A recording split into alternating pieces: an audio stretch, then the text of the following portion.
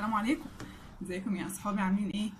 النهارده هنعمل صينيه البطاطس بطريقه جميله جدا، اتمنى تعجبكم. ما تنسونيش بقى في اللايك والشير، ويلا بينا نخش على المقادير. النهارده هنعمل صينيه بطاطس تعجبكم جدا، واخده الطريقه من حماتي والله. صينيه البطاطس بتاعتها بتبقى روعه.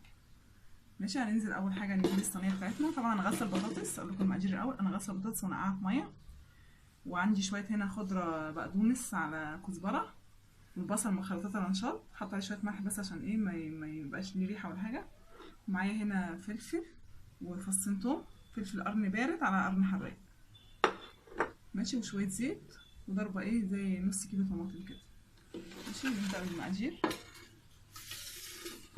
هنزل هنا كده بالبصل، انزل عليه برشه ملح، شويه فلفل اسمر، وادعكهم كده ايه مع بعض.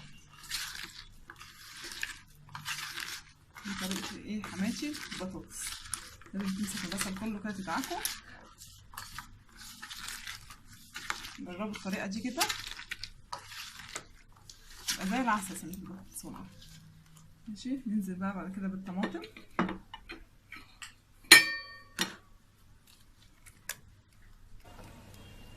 ماشي، نزلنا بالطماطم. بعد الطماطم ننزل عليها بالثوم والفلفل. ماشي، نزلت الفلفل بقى وكله. هنا جبت شويه ميه بس في الشفشق كده عشان ايه نخليها بس ايه تفك شويه الطماطم مع الحاجه. ماشي، انزل بقى بالخضره. ماشي كده، انزل بالخضره، اقلبها كده، اقلب الخضره مع كله كده. ماشي، بعد كده انزل بالتوابل. انا لكم التوابل بتاعتنا: معلقه كزبره ناشفه صغيره، شويه كمون معلقه صغيره برضو، ما كترش فلفل اسمر عشان الفلفل الاسمر بيخلي البطاطس تغمق، يعني معلقه، نص معلقه صغيره كده.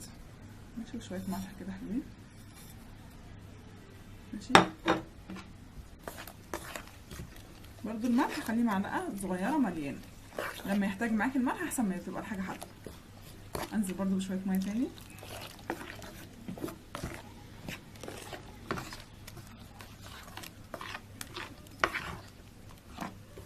كده بقى انزل بالفراخ بتاعتي المغسوله. طبعا انا هوريكم طريقه غسل الفراخ. انا بحب اجيب الفراخ دي، ما بحبش اجيب الوراك، لان الوراك الحته اللي بتبقى في العظمه دي بتبقى كلها دم، بحس ان هي بتزفر لي الاكل. ماشي، طبعا البطاطس هي مغسوله ومنقوعه.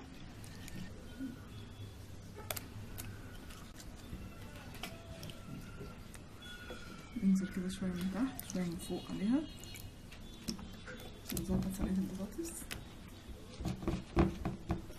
هي البطاطس اهي حطيناها كلها.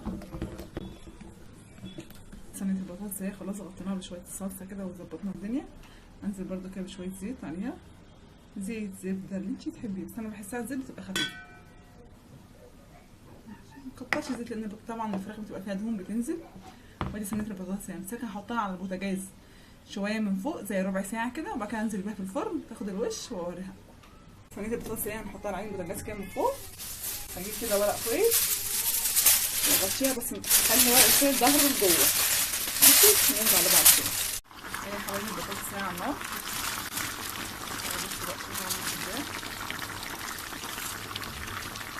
عشان كده بقى هاخدها انزلها الفرن وارجع لكم بقى لما تاخد وش كده محترم. ماشي، بعمل طبعا رز بشعريه جنبها، طبعا انا منزله الطريقه قبل كده. بصوا عشان تعرفي استوت ولا لا، تجيبي شوكه تكسري كده تلاقيها استوت، بس هي فيها ايه نزله كده بسيطه، فيها سن السوا، يعني عايزه تستوي تاني شويه. هندخلها الفرن تكمل سواها وتاخد الوش المحترم ونرجع لكم. طبعا اللي عايز يعرف رز الشعريه بيتعمل ازاي يخش عندي على الفيديوهات هيلاقي رز الشعريه كده. بقى اقول لكم على ريحه وعلى جمال شويه الخضره اللي انا حطيتهم دول، عملوا بقى تيست كده جميل. جربوها بطريقتي كده وان شاء الله تعجبكم جدا. صينيه البطاطس اهي يا حبايبي بعد ما طلعت من الفرن زي العسل والله، ريحتها مش قادره اقول لكم على جمالها. ديكوا بصوا الجمال. بصوا الفراخ اهي مستويه واخده لون وكله واخد لون ومية مية.